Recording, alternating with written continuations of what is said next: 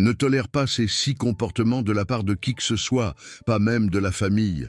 Depuis que tu es petit, on te répète la même chose. La famille, c'est sacré. Tu dois tout supporter, tout pardonner, toujours. Et tu as grandi avec cette croyance ancrée profondément en toi.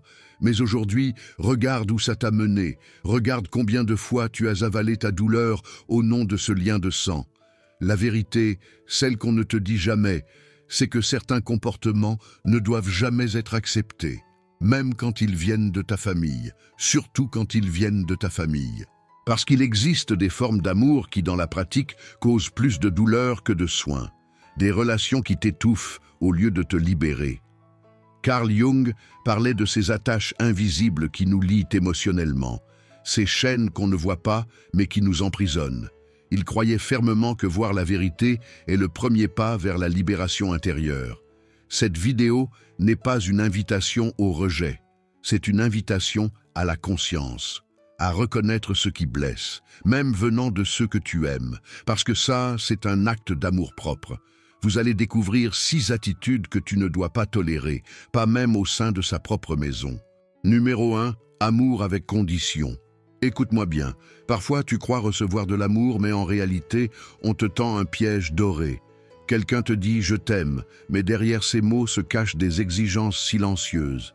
Tu dois obéir, tu dois plaire, tu dois abandonner tes rêves pour ne pas déranger leur confort. Et si tu oses dire non, là, tout bascule. Tu reconnais ces phrases, n'est-ce pas? Si tu m'aimais vraiment, tu ferais ça pour moi. Tu ne penses qu'à toi, hein?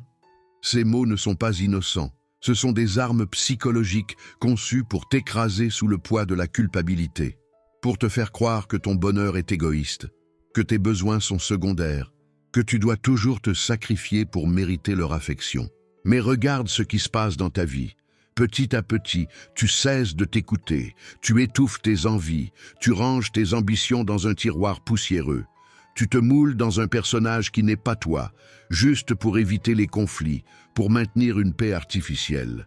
Et pendant ce temps, ta liberté émotionnelle s'évapore. Tu deviens prisonnier d'un amour qui n'en est pas un. Parce que soyons clairs, ce n'est pas de l'amour. C'est du contrôle déguisé en tendresse. C'est de la manipulation habillée en souci. Le véritable amour, celui qui mérite ton temps et ton énergie, ne t'impose jamais de choisir entre toi et l'autre. Il ne te demande pas de te trahir pour prouver ta loyauté. Tu n'es pas le thérapeute de ta famille. Tu n'es pas le sauveur de leurs douleurs non résolues. Tu n'as pas à porter leurs blessures sur ton dos jusqu'à ce que tu t'effondres. L'amour authentique respecte qui tu es. Il soutient ton autonomie. Il célèbre tes victoires sans jalousie. Il accepte tes limites sans punition. Alors arrête de tolérer cet amour conditionnel. Arrête de croire que tu dois mériter l'affection. Tu la mérites déjà, simplement parce que tu existes. Le véritable amour n'emprisonne pas, il libère. Et si quelqu'un ne peut pas t'aimer sans condition, alors ce n'est pas de l'amour que tu perds en partant. C'est une chaîne que tu brises. Numéro 2, réprimez qui vous êtes. Tu es très différent, tu parles d'une façon bizarre, tu te donnes en spectacle. Ces mots, tu les as déjà entendus, pas vrai? Et ils viennent souvent de ceux qui sont censés te protéger, t'encourager, te célébrer. Mais au lieu de ça, ils deviennent tes premiers juges. Regarde bien ce qui se passe. Les personnes qui devraient être ton refuge sont parfois les premières à vouloir te transformer. Elles ne crient pas forcément. Non, c'est plus subtil. C'est un regard désapprobateur quand tu exprimes ton opinion. C'est une plaisanterie qui blesse, mais qu'on te demande de prendre à la légère. C'est ce silence lourd, glacial, qui te fait comprendre que tu as dépassé une ligne invisible. Ils tentent de te faire entrer dans un moule qu'ils ont fabriqué dans leur tête. Un modèle idéalisé de ce que tu devrais être. Moins bruyant, plus conforme, plus prévisible. Et pendant ce temps, ton authenticité s'étouffe. Tu commences à surveiller tes mots, à retenir tes rires, à cacher tes passions. Carl Jung l'a dit clairement. Chacun doit suivre son propre chemin. Quand quelqu'un essaie de te façonner selon sa vision du juste, ce n'est pas de l'amour. C'est sa peur qu'il projette sur toi, sa peur que tu sois différent, sa peur de ce que les autres vont penser, et il place cette peur au-dessus de ta liberté. Comprends bien ceci. Tu n'es pas né pour jouer dans le scénario écrit par quelqu'un d'autre. Tu n'es pas une marionnette, celui qui exige que tu caches ton essence, que tu éteins ta lumière, que tu ranges tes couleurs, n'aime pas qui tu es vraiment. Il aime une version inventée, une illusion confortable qui ne dérange personne. Mais toi, tu n'es pas une version édulcorée de toi-même. Tu es entier, vibrant, unique. Celui qui exige que vous cachiez votre essence n'aime pas qui vous êtes vraiment. Il aime une version inventée. Numéro 3. Critique qui blesse déguisés en soins. Quelqu'un te critique dans votre famille et dit ensuite « Je veux juste te voir bien, c'est pour ton propre bien, tu es trop sensible ». Ces phrases te sont familières, elles sonnent comme de la bienveillance, n'est-ce pas? Mais attends, écoute ce qui vient après, écoute le ton, ressens le poids de ces mots sur ton cœur, regardez leur intention. Parce que souvent, des personnes proches utilisent les conseils comme une arme déguisée. Ils ne cherchent pas à t'aider, ils cherchent à te contrôler, à te modeler selon leurs attentes. Les mots ressemblent à de l'inquiétude, oui, mais ils sont saturés de jugement. Chaque phrase est une petite lame qui entaille ton estime de toi. Tu sais ce qui se passe quand tu entends ces critiques constantes? Tu commences à douter de tes choix, de tes capacités, de ta valeur. Ces attaques subtiles sont les plus dangereuses parce qu'elles s'infiltrent sans bruit. Elles s'accumulent. Et un jour, tu te réveilles en ne te reconnaissant plus dans le miroir. Mais laisse-moi te révéler quelque chose de crucial. La plupart du temps, celui qui t'attaque ne parle même pas de toi. Il parle de lui-même. Ces critiques sont le reflet de ses propres insécurités, de ses peurs non résolues, de ses frustrations qu'il refuse d'affronter. Alors, il les projette sur toi, comme si tu étais un écran blanc sur lequel il peut déverser tout son mal-être. Et toi, tu absorbes. Tu te dis que peut-être ils ont raison, que peut-être tu devrais changer, que peut-être tu es vraiment trop sensible. Non, stop. Tu n'as pas besoin d'absorber ces paroles toxiques. Tu n'es pas responsable de leurs démons intérieurs.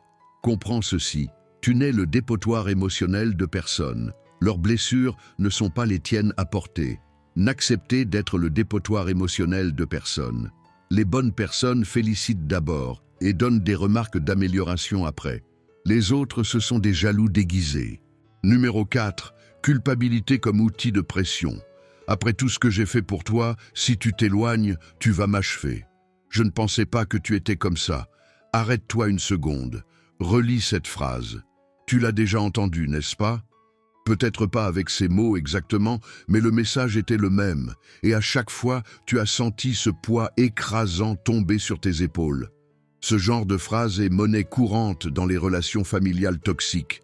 C'est une arme redoutable. La personne te fait sentir éternellement redevable, comme si tu avais contracté une dette que tu ne pourras jamais rembourser. Même quand tu n'as rien fait de mal, même quand tu essaies simplement de respirer, de vivre ta vie, de faire tes propres choix. Regarde ce qui se passe dans ta tête quand tu entends ces mots. La culpabilité t'envahit instantanément. Tu te sens coupable de vouloir être heureux, coupable de poser des limites, coupable d'exister en dehors de leurs attentes. Cette culpabilité utilisée comme chantage, c'est une forme d'emprisonnement émotionnel, une cage invisible mais terriblement réelle. Et progressivement, tu changes. Tu ne prends plus de décisions en fonction de ce qui est bon pour toi. Non, tu décides par peur, peur de décevoir, peur de blesser, peur d'être celui qui détruit tout. Alors, tu sacrifies tes rêves. Tu renonces à tes besoins.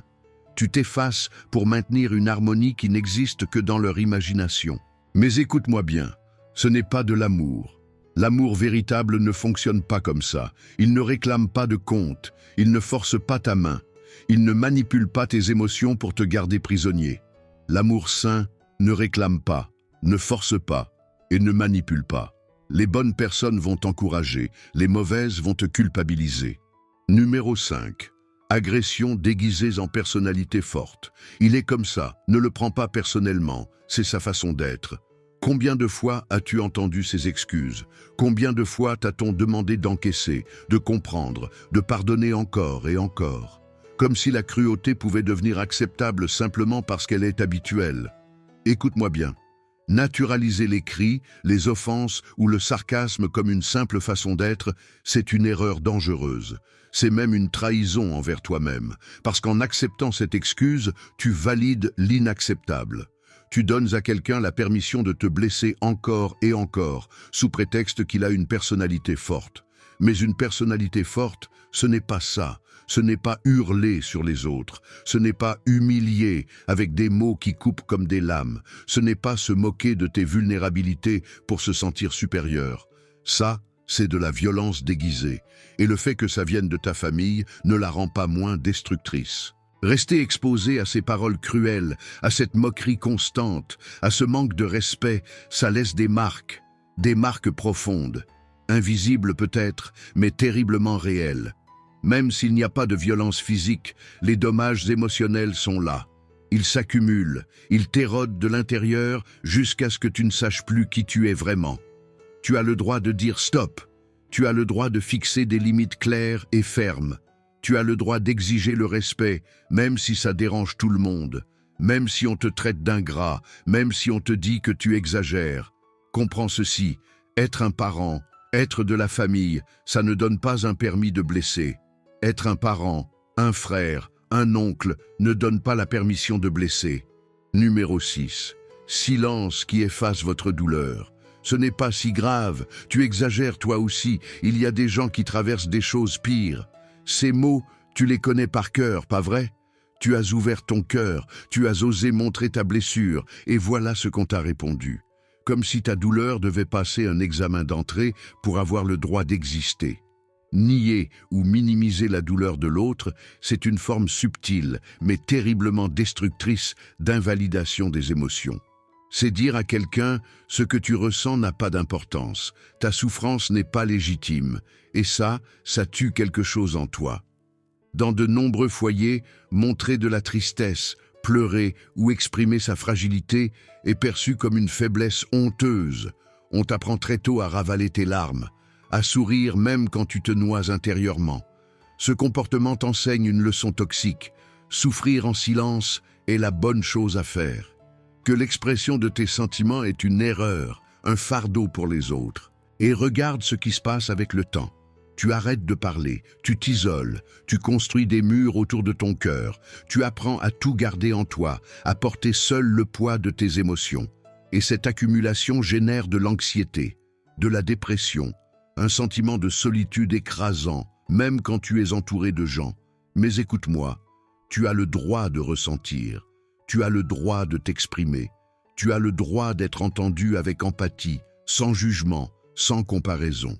Ta douleur n'a pas besoin d'être assez grave pour mériter l'attention. Faire taire ta douleur, ce n'est pas de la maturité, c'est de l'abandon émotionnel.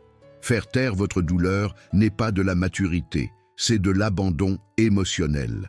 La famille peut être une source d'amour immense, c'est vrai, mais elle peut aussi être l'origine de tes blessures les plus profondes, celles qui ne se voient pas, mais qui te hantent chaque jour. Comprends ceci. Ce n'est pas parce que quelqu'un est ton parent, ton frère ou ta sœur qu'il a le droit de te blesser, de te contrôler ou de te faire taire. Le sang ne justifie pas la toxicité. Carl Jung nous enseigne quelque chose de puissant. La véritable liberté commence lorsque tu reconnais les schémas qui t'emprisonnent et que tu trouves le courage de rompre avec eux. Protéger ta paix, ce n'est pas de l'égoïsme, c'est de la sagesse. Fixer des limites, ce n'est pas de la rébellion, c'est de la maturité émotionnelle. Tu mérites le respect, la sécurité, la liberté d'être qui tu es vraiment, même si cela signifie décevoir ceux qui attendaient une autre version de toi.